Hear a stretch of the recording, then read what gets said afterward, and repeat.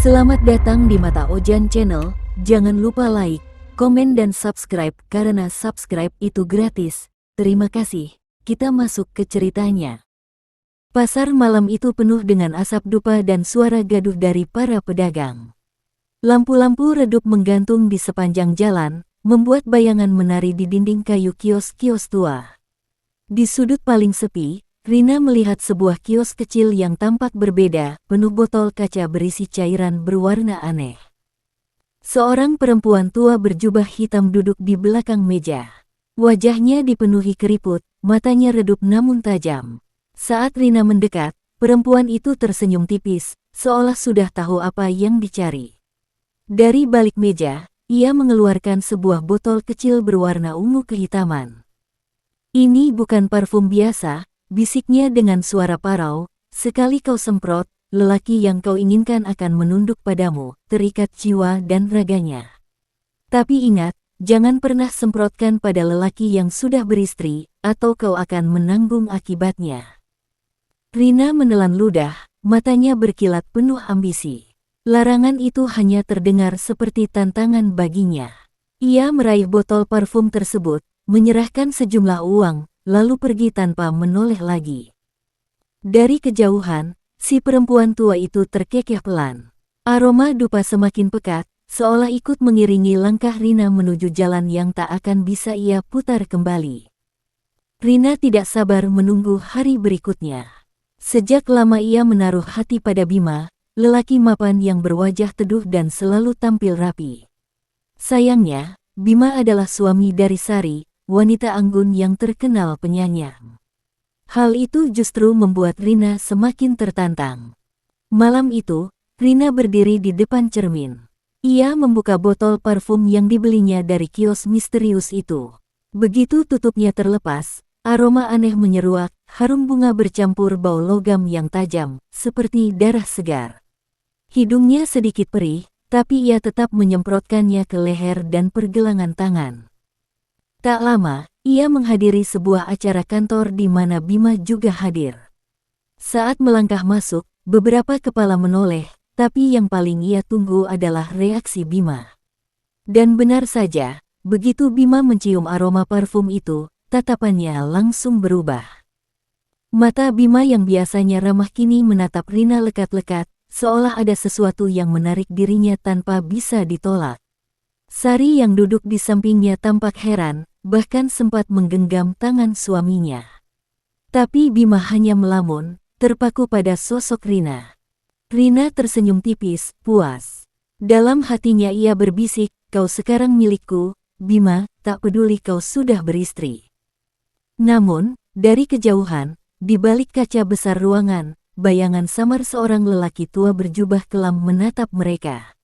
Wajahnya tidak jelas, tapi sorot matanya seakan memperingatkan sesuatu yang gelap baru saja dimulai.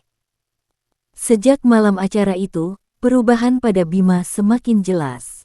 Ia yang biasanya hangat kepada istrinya, kini sering melamun. Saat sarapan, Sari memperhatikan suaminya menatap kosong ke arah meja, bibirnya bergerak pelan menyebut nama Rina. Sari tersentak. "Mas, barusan kamu bilang apa?" tanyanya. Suaranya bergetar. Bima hanya menggeleng cepat, pura-pura tidak mendengar. Namun tatapannya tetap kosong, seolah ada sesuatu yang menarik jiwanya. Di kantor, rekan-rekannya pun mulai heran. Bima yang dikenal serius kini lebih sering mencari alasan untuk bertemu Rina. Setiap kali Rina lewat, aroma parfum itu tercium samar, membuat kepala Bima terasa ringan, seperti mabuk candu. Rina sendiri semakin percaya diri.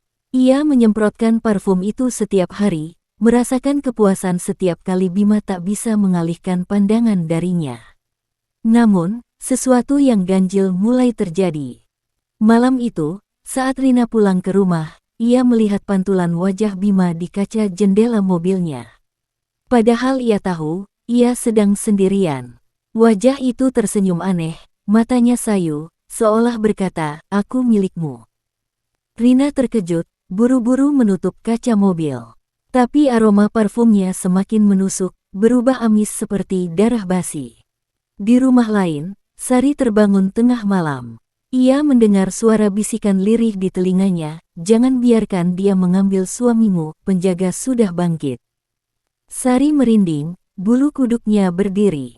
Ia tahu, sesuatu yang tak terlihat sedang ikut campur dalam rumah tangganya. Hari-hari Sari semakin berat. Bima kini sering pulang larut malam, alasannya selalu pekerjaan. Namun Sari tahu ada yang tidak beres. Setiap Bima pulang, tubuhnya selalu membawa aroma parfum asing, harum tapi menusuk, membuat kepala Sari pusing. Malam itu, ketika Sari menunggu suaminya di ruang tamu, ia mendengar suara pintu pagar terbuka. Bima akhirnya pulang. Saat suaminya masuk, Sari tersenyum hambar, mencoba menahan perasaan curiga. Tapi kemudian, matanya menangkap sesuatu yang membuat darahnya berdesir dingin. Di belakang Bima, ada bayangan hitam panjang, seolah mengikuti langkahnya. Bayangan itu bergerak sedikit lebih lambat, seakan bukan milik suaminya. Rambut ditengkuk Sari berdiri. Ia berusaha mengedipkan mata, mengira hanya lelah, tapi bayangan itu tetap ada. "Mas, kamu kenapa akhir-akhir ini?" tanya Sari pelan. Bima menoleh dengan tatapan kosong. "Aku baik-baik saja, jangan khawatir." Namun suara Bima terdengar lebih dalam, seperti bergema aneh. Sari menelan ludah, jantungnya berdetak kencang. Malam semakin larut. Saat Sari mencoba tidur, ia mendengar suara pintu kamar berderit perlahan. Ketika membuka mata, ia melihat Bima berdiri di depan cermin, menatap dirinya sendiri dengan senyum aneh. Dalam pantulan cermin, bukan hanya Bima yang terlihat. Ada sosok tua berwajah keriput dengan mata menyala merah berdiri tepat di belakangnya. Sari menutup mulutnya rapat, menahan jeritan. Ia tahu, suaminya sedang dibuntuti sesuatu yang mengerikan. Malam itu Sari akhirnya tertidur setelah rasa takutnya memuncak. Dalam tidurnya, ia bermimpi berjalan di sebuah jalan setapak yang diselimuti kabut pekat. Udara dingin menusuk tulang, dan suara gemericik air terdengar dari kejauhan. Dari balik kabut, seorang lelaki tua muncul. Jubah putihnya lusuh, rambutnya panjang dan penuh uban, namun sorot matanya tajam. Sari tercekat, itu wajah kakeknya, yang sudah meninggal bertahun-tahun lalu.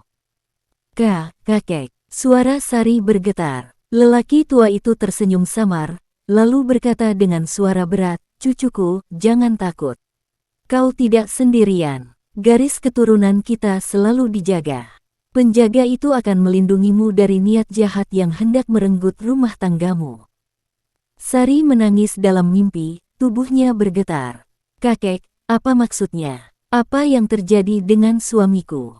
Lelaki tua itu menatap jauh ke arah kabut yang semakin pekat, lalu berbisik, "Ada tangan kotor yang memakai barang terlarang." Ia memanggil sesuatu yang haus jiwa. Tapi ingat, kekuatan itu takkan pernah bisa menang atas darah kita. Jangan gentar. Tiba-tiba tanah bergetar, kabut berubah menjadi asap hitam pekat. Dari dalam asap itu, terdengar tawa perempuan, menggema menusuk telinga, "Kau tak bisa menghentikanku." Sari terbangun dengan napas terengah-engah. Tubuhnya basah oleh keringat dingin. Di sudut kamar, ia melihat sesuatu, sesosok bayangan besar berjongkok, menatapnya dengan mata merah menyala. Tapi anehnya, Sari tidak merasa diserang. Bayangan itu justru mengangguk pelan, seperti memberi salam. Sari tahu itu penjaga yang dimaksud kakeknya. Malam itu, Rina berdiri lama di depan cermin riasnya. Ia baru saja selesai mandi, rambutnya masih basah meneteskan air ke bahunya. Dengan penuh percaya diri, ia meraih botol parfum terkutuk itu dan menyemprotkannya ke leher serta pergelangan tangan. Aroma aneh langsung menyebar, harum bercampur amis, membuat udara di kamarnya terasa berat. Rina tersenyum puas, membayangkan Bima yang makin tergila-gila padanya. Ia mengusap bibirnya dengan lipstik merah, lalu menatap dirinya di cermin. Namun tiba-tiba, senyumnya hilang. Di pantulan cermin, ada sosok lain di belakangnya. Seorang lelaki tua berjubah hitam, tubuhnya bungkuk, wajahnya keriput dengan mata merah menyala. Mulutnya tersenyum lebar, terlalu lebar, hingga memperlihatkan deretan gigi hitam penuh nanah. Rina membeku, bulu kuduknya meremang. Ia menoleh cepat ke belakang. Kosong. Tidak ada siapapun di kamarnya. Dengan tangan gemetar, ia kembali menatap cermin. Sosok itu sudah hilang, tapi cermin berembun seperti abis dihembus napas makhluk tak kasat mata. Tiba-tiba, sebuah suara berat berbisik tepat di telinganya. Kau mencuri yang bukan milikmu. Rina terlonjak, hampir menjatuhkan botol parfumnya. Jantungnya berdetak kencang, keringat dingin membasahi tengkuk. Tapi rasa takut itu segera ia tepis dengan gengsi. Ia berkata pada dirinya sendiri, itu cuma halusinasi, aku hanya terlalu lelah. Namun saat ia mencoba tidur, aroma parfum itu berubah semakin menusuk, tak lagi harum, melainkan busuk seperti daging busuk yang disiram darah. Dan di luar jendela, dua mata merah mengawasinya dalam gelap. Sejak beberapa hari terakhir, Sari merasa ada yang benar-benar salah dengan suaminya. Bima yang biasanya penuh canda kini berubah murung, sering duduk lama menatap kosong ke dinding. Lebih parah lagi, setiap malam ia mengigau. Sari terbangun ketika mendengar suara lirih di sampingnya. Bima bergumam dengan nada putus-putus, Rina, jangan tinggalkan aku. Sari tertegun, matanya membelalak. Ia mengguncang bahu suaminya, berharap Bima sadar. Namun sebaliknya, Bima malah menoleh dengan mata setengah terbuka. Tatapannya kosong, tapi bibirnya menyunggingkan senyum aneh yang membuat bulu kuduk Sari berdiri. Aku milikmu, Rina, bisik Bima. Suaranya lebih berat dari biasanya, seperti bergema dari tenggorokan yang dalam. Sari merinding ketakutan. Ia mundur dari ranjang, jantungnya berdegup kencang. Sejenak, wajah suaminya terlihat bukan wajah Bima lagi, melainkan wajah pucat dengan urat hitam menonjol dan mata yang merah redup. Di tempat lain, Rina merasa puas melihat pengaruh parfumnya semakin kuat. Setiap kali Bima menemuinya, tatapan lelaki itu penuh gairah dan ketergantungan, seakan-akan hidupnya hanya bergantung pada Rina. Tapi di balik kepuasan itu, Rina mulai mendengar sesuatu yang mengganggu. Saat berdua dengan Bima di sebuah kafe, tiba-tiba ia merasakan hembusan dingin di telinganya, diikuti suara berat yang familiar. Kau tidak bisa memilikinya, dia sudah dijaga. Rina spontan menoleh. Tidak ada siapa-siapa di belakangnya. Namun gelas kopi di meja tiba-tiba retak dengan sendirinya, meneteskan cairan hitam pekat, bukan kopi lagi. Bima tidak menyadari apapun. Tapi Rina tahu, ada sesuatu yang sedang memperingatkannya. Malam itu, Rina memberanikan diri menghubungi Bima. Dengan suara lembut, ia berbisik lewat telepon. Mas, aku rindu. Temui aku malam ini, di hotel yang biasa. Tanpa pikir panjang, Bima menurut. Sari yang mencurigai gelagat suaminya hanya bisa menangis dalam diam ketika Bima keluar rumah dengan alasan lembur. Di kamar hotel bernuansa redup itu, Rina sudah menunggu. Ia memakai gaun tipis, tubuhnya wangi dengan parfum terkutuk. Begitu pintu terbuka, Bima langsung terpikat. Matanya sayu, langkahnya gemetar seperti orang mabuk, namun tatapannya tak lepas dari Rina. Mas, sekarang kamu hanya milikku, bisik Rina sambil menempelkan tubuhnya pada Bima. Lelaki itu hanya mengangguk, seperti kehilangan kehendak sendiri. Namun, di tengah keintiman mereka, suasana kamar mendadak berubah. Lampu hotel berkelap-kelip, udara jadi dingin menusuk. Dari sudut ruangan, terdengar suara berat berbisik. Kau berani menyentuh milik orang. Rina sontak menoleh, wajahnya pucat. Tidak ada siapapun, hanya bayangan panjang di dinding yang tampak bergerak sendiri.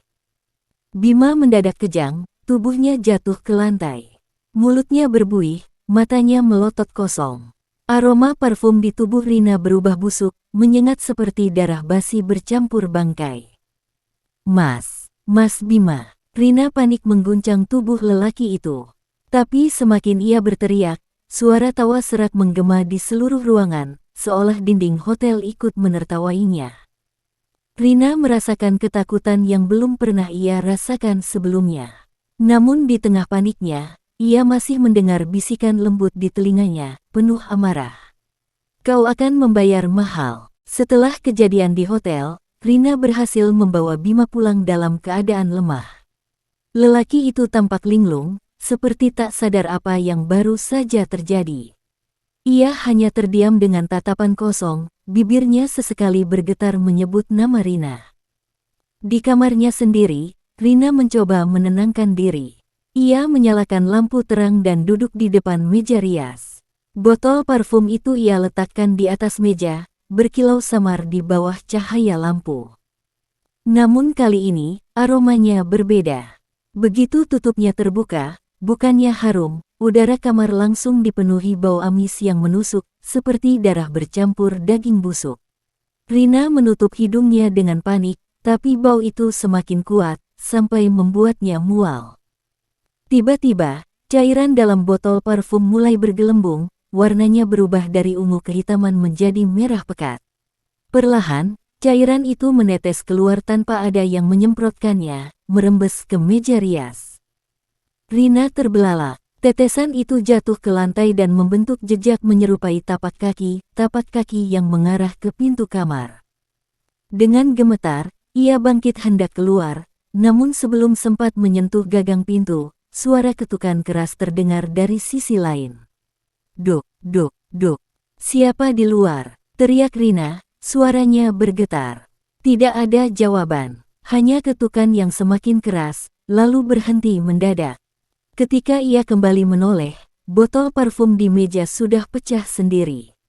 Dari pecahannya bukan cairan harum yang keluar, melainkan darah kental yang terus mengalir, membentuk tulisan samar di lantai. Bukan milikmu. Rina berteriak histeris, tubuhnya jatuh tersungkur. Aroma busuk itu kini memenuhi seluruh kamar, membuat udara seakan sulit dihirup. Sejak malam botol parfum itu pecah, Rina tidak pernah merasa tenang. Aroma busuk darah masih terasa samar di kamarnya meski sudah ia bersihkan berkali-kali. Malam itu, ia berbaring di ranjang dengan lampu menyala. Matanya tak kunjung terpejam, telinganya terus waspada. Sunyi menyelimuti rumah, sampai akhirnya terdengar suara pelan, tep, tep, tep. Langkah kaki. Awalnya samar, tapi makin lama semakin jelas, seolah ada yang berjalan mondar-mandir di ruang tamu. Rina menahan napas. Ia tinggal sendirian, tak mungkin ada orang lain di rumah. Dengan tubuh gemetar, ia bangkit dan membuka pintu kamar sedikit. Koridor gelap membentang, hanya diterangi cahaya bulan dari jendela. Suara langkah itu kini terdengar lebih dekat, berat dan menyeret, seperti kaki tua yang pincang. Tep, seret, tep, seret. Siapa di sana? Teriak Rina, suaranya pecah. Tak ada jawaban, hanya keheningan menyesakan. Rina mencoba memberanikan diri keluar kamar. Saat melewati ruang tamu, ia melihat kursi goyang tua di sudut ruangan berayun pelan, padahal tak ada angin. Jantungnya hampir meledak. Ia buru-buru mundur, hendak kembali ke kamar. Namun begitu menoleh, pintu kamarnya sudah tertutup rapat. Dan di permukaan pintu itu, ada bekas tangan berdarah, meninggalkan jejak jari panjang yang meruncing. Tiba-tiba, suara berat bergema dari arah kursi goyang. Kau sudah diperingatkan, tapi kau tetap berani. Rina menjerit histeris. Lampu rumah langsung padam, menyisakan gelap gulita yang menelan seluruh ruang. Di rumahnya, Sari sudah tak kuasa menahan kesedihan. Bima semakin jauh, tubuhnya makin lemah, dan setiap malam ia mendengar suaminya mengigau menyebut nama wanita lain. Namun di balik itu, Sari juga merasakan sesuatu yang aneh, seolah ada kekuatan tak terlihat yang justru melindunginya. Malam itu, ia duduk di ruang tengah dengan mata sembab. Tangannya menggenggam sebuah kitab doa tua peninggalan kakeknya. Saat menatap lembaran yang mulai usang itu, tiba-tiba angin bertiup pelan, membuat halaman kitab terbuka sendiri pada sebuah doa khusus. Sari membaca lirih. Kalimatnya terasa asing, namun begitu terucap, udara di sekitarnya berubah. Lampu berkelap-kelip, dan aroma dupa yang samar memenuhi ruangan, padahal ia tidak menyalakan apapun. Tak lama, dari sudut ruang, muncul sosok bayangan besar. Tubuhnya hitam pekat, tinggi hingga hampir menyentuh langit-langit rumah. Matanya merah redup, menatap Sari tanpa ekspresi. Sari terkejut, tubuhnya kaku. Namun anehnya, rasa takut itu perlahan tergantikan oleh perasaan damai. Bayangan itu berjongkok, lalu menundukkan kepala, seolah memberi hormat. Suara berat menggema di dalam pikiran Sari. Aku penjaga dari leluhurmu. Jangan gentar. Aku akan melindungi rumah tanggamu dari tangan kotor yang berani merampas. Air mata Sari mengalir deras. Ia menunduk, lalu berbisik, tolong kembalikan suamiku, lindungi dia dari godaan itu. Sosok bayangan itu mengangguk sekali, lalu perlahan menghilang, meninggalkan hawa dingin yang menusuk tulang. Sejak saat itu, Sari tahu perjuangannya belum berakhir. Tapi ia tidak sendirian lagi. Malam itu, Rina tertidur dengan tubuh lelah karena teror-teror yang ia alami. Namun tidurnya tidak tenang. Dalam mimpi, ia berjalan di lorong gelap panjang, dindingnya berlumut basah, dan bau anyir menusuk hidung. Di ujung lorong, berdiri seorang lelaki tua berjubah putih lusuh, wajahnya penuh keriput dengan tatapan tajam. Rina mengenalinya, kakek Sari. Tapi kali ini wajah lelaki itu tidak ramah, melainkan penuh amarah. Kenapa kau mengganggu rumah tangga cucuku?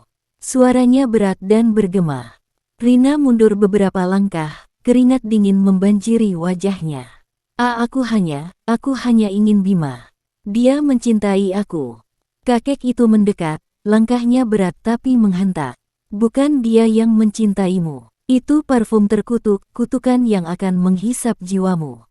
Kau sudah mempermainkan sesuatu yang tidak boleh. Tiba-tiba, tangan keriputnya mencengkeram leher Rina. Cengkeraman itu begitu kuat, membuat napasnya tersengal. Mata kakek itu menyala merah, lalu berbisik di telinganya. Kau akan membayar dengan nyawamu. Rina menjerit kencang, dan seketika terbangun. Nafasnya terengah-engah. Keringat dingin membasahi tubuhnya. Tapi jeritan itu tak berhenti di mimpi, bekas jari di lehernya nyata. Lebam hitam keunguan melingkar, seolah seseorang benar-benar mencekiknya saat ia tidur. Ketakutan merayapi seluruh tubuhnya. Untuk pertama kalinya, Rina merasa ia bukan pengendali keadaan. Justru ia yang kini menjadi buruan. Dan di cermin kamarnya, samar terlihat bayangan kakek itu berdiri tegak, menatapnya tajam, sebelum perlahan menghilang. Sejak malam pertemuan rahasia itu, kondisi Bima berubah drastis. Tubuhnya makin kurus, wajahnya pucat, dan sorot matanya kosong seperti orang kehilangan jiwa. Setiap malam, ia menggigil hebat meski udara panas. Sari berulang kali membawanya ke dokter. Hasil pemeriksaan selalu sama, tidak ada penyakit serius. Namun tubuh Bima semakin merosot, seolah ada sesuatu yang menghisap tenaganya dari dalam. Malam itu, Sari terbangun karena mendengar suara aneh. Ia mendapati Bima duduk di tepi ranjang, menunduk, tubuhnya gemetar. Saat Sari mendekat, suaminya menoleh dengan wajah yang bukan wajahnya lagi, kulitnya pucat kehijauan, matanya merah darah, dan urat hitam menjalar di leher. Mas. Suara Sari bergetar. Bima tersenyum aneh, lalu berbisik dengan suara parau, aku butuh dia, aku tak bisa hidup tanpa aroma itu. Sari mundur dengan tubuh gemetar. Ia tahu siapa yang dimaksud Bima, Rina. Di sisi lain, Rina juga merasakan keganjilan. Setiap kali bertemu Bima, tubuh lelaki itu tampak lebih rapuh, tetapi semakin tergila-gila padanya. Rina merasa puas sekaligus takut, karena tatapan Bima kini tidak lagi hangat. Tatapan itu kosong, seolah ada makhluk lain yang bersembunyi di balik bola matanya. Malam menjelang, Bima kembali ke rumah dalam keadaan demam tinggi. Sari merawatnya sambil terus berdoa. Saat ia mengusap keringat di dahi suaminya, tiba-tiba ia melihat bayangan hitam keluar dari tubuh Bima, berdiri di pojok kamar. Bayangan itu tinggi, kurus, dengan wajah hancur berlumuran darah. Ia menatap Sari dan tertawa kecil, sebelum perlahan menghilang ke udara. Air mata Sari mengalir. Ia tahu, penyakit Bima bukan dari dunia ini. Suaminya sedang direnggut sedikit demi sedikit.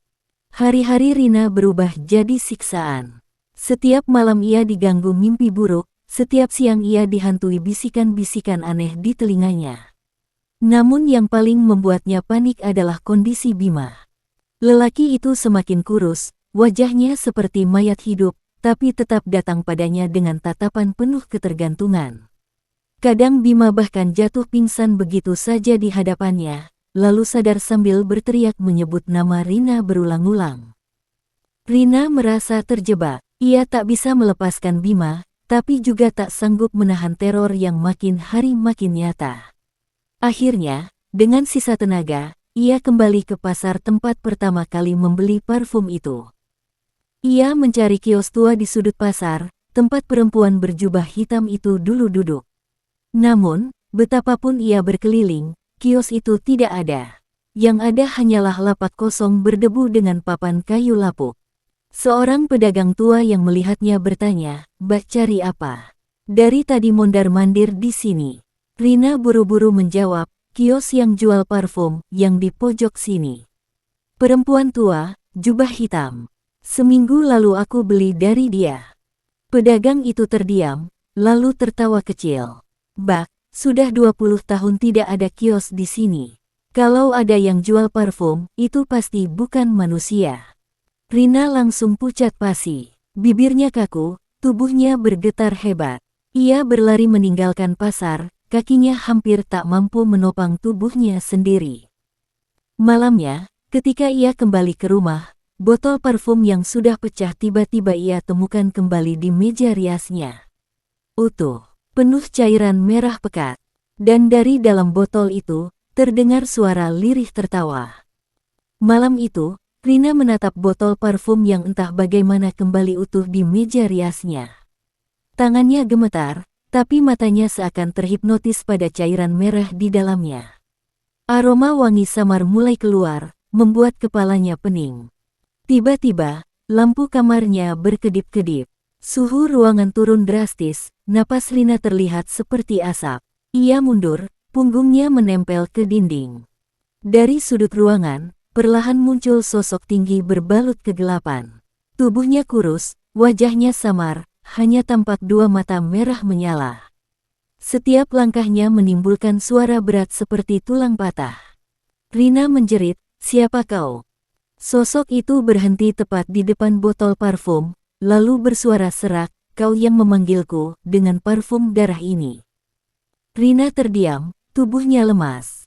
Aku hanya ingin Bima, aku hanya ingin dia milikku." Makhluk itu tertawa rendah. "Dan aku sudah memberikannya. Tapi semua ada harga. Setiap tetes cairan itu menukar jiwamu sedikit demi sedikit." Rina memekik panik, "Tidak. Aku tidak mau mati." Sosok itu mendekat, wajahnya makin jelas, kulitnya mengelupas, mulutnya lebar penuh gigi tajam, dan lidah panjang menjulur menjilat udara. Ia berbisik di telinga Rina, "Sudah terlambat. Kau milikku." Rina langsung pingsan di tempat. Namun sebelum hilang kesadaran, ia sempat melihat bayangan lain muncul di belakang makhluk itu, sosok besar hitam pekat, dengan mata merah redup, penjaga gaib dari kakek Sari. Dua kekuatan gaib itu saling menatap, seolah perang besar akan segera pecah. Tubuh Rina terbaring lemah di lantai, namun matanya masih setengah terbuka. Ia melihat dua sosok hitam yang begitu mengerikan saling berhadapan di kamarnya. Yang pertama, makhluk kurus dengan wajah mengelupas, mulut penuh gigi tajam, itulah entitas dari parfum darah. Yang kedua, sosok tinggi besar hitam pekat dengan mata merah redup, penjaga gaib peninggalan kakek Sari. Udara di kamar berubah begitu berat. Jendela bergetar, kaca rias retak, dan lampu padam tiba-tiba, menyisakan kegelapan pekat. Namun dari tubuh kedua makhluk itu memancar cahaya redup, merah gelap dari yang satu, merah lembut dari yang lain. Makhluk parfum melolong keras, suaranya seperti ribuan orang menjerit bersamaan. Ia menerjang, kukunya panjang seperti pisau, mencakar ke arah penjaga gaib. Namun serangan itu ditangkis dengan mudah, hanya dengan satu ayunan tangan besar. Benturan keduanya menghasilkan gelombang angin kencang, membuat tubuh Rina terhempas ke dinding. Ia batuk darah, tapi tetap memaksa melihat. Bukan hakmu mengganggu keluarga ini, suara berat penjaga gaib bergema. Makhluk parfum terkekeh, aku hanya memenuhi janji. Perempuan itu yang memanggilku, jiwanya milikku, dan lelaki itu akan menjadi tubuh baruku. Rina menjerit, tidak, jangan ambil Bima. Makhluk parfum menoleh sekilas, matanya menyala makin ganas. Ia mengangkat botol parfum di meja rias dengan kekuatan gaib, lalu botol itu pecah, menyemburkan kabut merah pekat ke seluruh ruangan. Kabut itu melingkari Rina, membuatnya menjerit kesakitan, sementara penjaga gaib melangkah maju, tubuhnya semakin besar, siap melindungi. Pertempuran besar yang tidak kasat mata bagi manusia biasa, kini dimulai, dan Rina sadar, ia sudah terlalu dalam masuk ke dalam permainan yang seharusnya tidak disentuhnya. Malam itu, Sari terbangun mendadak. Lampu rumahnya padam seketika, meninggalkan kegelapan mencekam. Ia merasakan lantai bergetar, seperti ada gempa kecil, padahal di luar suasana hening. Bima yang terbaring lemah di ranjang mendadak mengerang keras. Tubuhnya melengkung tak wajar, urat-uratnya menonjol, dan dari mulutnya keluar bisikan serak, dia, milikku, jangan ganggu dia. Sari panik, ia meraih kitab doa peninggalan kakeknya, lalu membacanya terbata-bata dengan suara bergetar. Semakin keras ia membaca, semakin keras pula Bima berteriak, hingga tubuhnya hampir terlempar dari ranjang. Di sela-sela doa, Sari merasakan sesuatu, hawa dingin menyelimuti rumah, dan samar-samar ia melihat bayangan hitam besar muncul di pojok kamar. Itu adalah penjaga gaib yang tadi ia temui, namun kali ini, tubuhnya penuh luka, seolah sedang bertarung di dua tempat sekaligus. Bayangan itu menoleh ke arah Sari. Suaranya berat dan bergema, teruskan doamu, aku sedang melawan, jangan berhenti, atau suamimu akan hilang selamanya. Air mata Sari jatuh deras. Ia menggenggam kitab erat-erat, lalu membaca lebih keras meski suaranya serak. Setiap kalimat doa seolah menjadi cahaya tipis yang menyelimuti tubuh Bima. Di kejauhan, terdengar lolongan panjang, suara makhluk parfum yang sedang marah. Jendela rumah Sari bergetar, pintu-pintu membanting sendiri, dan aroma busuk bercampur wangi menyengat memenuhi ruangan. Namun Sari tidak berhenti. Ia tahu, inilah satu-satunya cara menyelamatkan suaminya. Rina terbangun dari pingsannya, tubuhnya masih lemah. Namun yang ia lihat membuat darahnya membeku. Kamarnya sudah bukan lagi kamar. Dindingnya berubah jadi gelap berlumut, langit-langit dipenuhi akar-akar hitam yang bergerak seperti ular. Ia menoleh dan melihat makhluk parfum berdiri di dekatnya. Tubuhnya makin mengerikan, kulit terkelupas, mata melotot penuh darah, dan dari mulutnya menetes cairan hitam kental. Apa ini? Di mana aku?" Rina berteriak ketakutan. Makhluk itu mendekat, suaranya berat bercampur bisikan ribuan suara, "Ini dunia yang kau pilih. Kau memanggilku, maka kau harus ikut denganku." Rina mencoba berlari, tapi lantai tempatnya berpijak berubah menjadi lumpur merah pekat, menempel di kakinya, menyeretnya perlahan ke bawah. Ia menjerit histeris, meronta sekuat tenaga. Dari kejauhan, samar-samar ia mendengar suara doa. Itu suara Sari. Setiap kalimat doa yang terucap, ruangan merah pekat itu bergetar, dan tubuh makhluk parfum tampak terguncang. Makhluk itu meraung marah, lalu menancapkan kukunya yang panjang ke tanah, menahan agar ruangannya tidak runtuh. "Dia tidak bisa menyelamatkanmu, Rina. Kau milikku selamanya." Tiba-tiba, cahaya merah redup muncul di sisi lain dimensi itu. Sosok besar hitam pekat, penjaga gaib kakek Sari, menembus masuk. Tubuhnya masih penuh luka, namun ia berdiri tegak menghadang. Suara beratnya bergema, "Kau terlalu tamak, makhluk kotor. Perempuan ini salah, tapi bukan kau yang berhak mengambil jiwanya." Rina menatap sosok itu dengan air mata deras. Untuk pertama kalinya, ia merasa ada secercah harapan. Namun makhluk parfum sudah bersiap menyerang, dan dunia merah pekat itu mulai runtuh. Dimensi merah pekat itu berguncang hebat. Akar-akar hitam di langit-langit bergerak liar, sementara lumpur darah di lantai mulai meluap seperti gelombang. Rina terjebak di tengah, tubuhnya setengah tertelan lumpur, hanya bisa menangis ketakutan. Makhluk parfum mengeluarkan raungan panjang. Tubuhnya membesar, kulitnya terbelah memperlihatkan daging yang berdenyut, dan sayap sobek hitam tumbuh di punggungnya.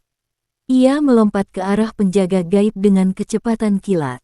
Penjaga gaib mengangkat tangannya, menciptakan perisai hitam bercahaya merah redup. Benturan keduanya menghasilkan ledakan yang mengguncang seluruh ruang. Rina terhempas hingga tubuhnya terbenam hampir sepenuhnya di lumpur darah. Kau tak bisa menghentikan aku. Makhluk parfum meraung. Dia sudah menukar jiwanya. Lelaki itu akan jadi wadahku. Penjaga gaib membalas dengan suara bergema, tak ada yang lebih kuat dari doa leluhur. Kau hanyalah parasit yang diberi ruang. Seketika, cahaya dari doa Sari semakin kuat menembus dimensi itu. Cahaya putih kemerahan menembus tubuh Bima di dunia nyata, lalu menjalar ke sini, melilit tubuh penjaga gaib. Sosok besar itu semakin kokoh, seolah mendapat tenaga baru. Dengan satu pukulan, ia menghantam dada makhluk parfum. Terdengar suara retakan tulang bercampur jeritan mengerikan. Tubuh makhluk itu pecah, menyemburkan kabut darah ke seluruh ruangan. Kabut itu berusaha menyerang Rina, namun cahaya doa dari Sari membentuk dinding pelindung tipis di sekelilingnya. Rina menutup mata, tubuhnya bergetar, mendengar suara-suara gaib memekik kesakitan sebelum akhirnya menghilang. Makhluk parfum mengeluarkan jeritan terakhir, tubuhnya meledak menjadi serpihan hitam yang lenyap ditelan kegelapan. Hening. Dimensi merah mulai retak. Rina merasa tubuhnya diseret keluar, cahaya menyilaukan menelannya. Rina terbangun di kamarnya. Ia terengah-engah, tubuhnya basah oleh keringat, dan lantai dipenuhi pecahan kaca parfum yang kini benar-benar kosong. Tidak ada lagi cairan merah, tidak ada lagi aroma wangi. Namun tubuhnya terasa berat. Saat ia berdiri di depan cermin, darahnya membeku. Wajahnya tampak pucat dengan lingkar hitam tebal di bawah mata. Lebih mengerikan lagi, di lehernya masih jelas bekas cengkeraman kakek Sari, kali ini tak lagi samar, melainkan seperti ukiran membara di kulitnya. Rina menjerit histeris, tapi suaranya parau, serak seperti orang yang tenggorokannya rusak. Di sisi lain, Sari membuka matanya. Ia mendapati Bima tidur tenang di sampingnya. Wajahnya kembali normal, napasnya teratur. Penjaga gaib berdiri sebentar di pojok kamar, lalu menunduk memberi hormat sebelum menghilang bersama embusan angin dingin. Sari tahu, leluhurnya telah menepati janji. Beberapa hari kemudian, kabar tentang Rina menyebar. Tetangga menemukannya di rumah dengan kondisi mengenaskan, kurus, tubuh penuh lebam, matanya kosong menatap ke cermin tanpa henti. Setiap orang yang mencoba mendekat mendengar ia berbisik lirih. Aku masih bisa mencium baunya, aku masih ingin dia, parfum itu. Tidak ada yang berani lagi mendekati rumahnya. Sedangkan Sari dan Bima perlahan kembali menjalani kehidupan normal. Namun Sari tahu satu hal, dunia gaib selalu menuntut harga. Penjaga leluhur telah melindunginya kali ini, tapi bila ada yang berani lagi mengusik rumah tangganya, darah dan jiwa akan kembali menjadi taruhannya. Dan malam itu, di balik jendela rumah Rina yang kosong, samar terlihat botol parfum pecah yang seharusnya hilang, kini kembali utuh, berisi cairan merah yang berputar pelan, seakan menunggu pemilik baru. Selesai. Terima kasih telah mendengarkan hingga akhir, sampai jumpa lagi.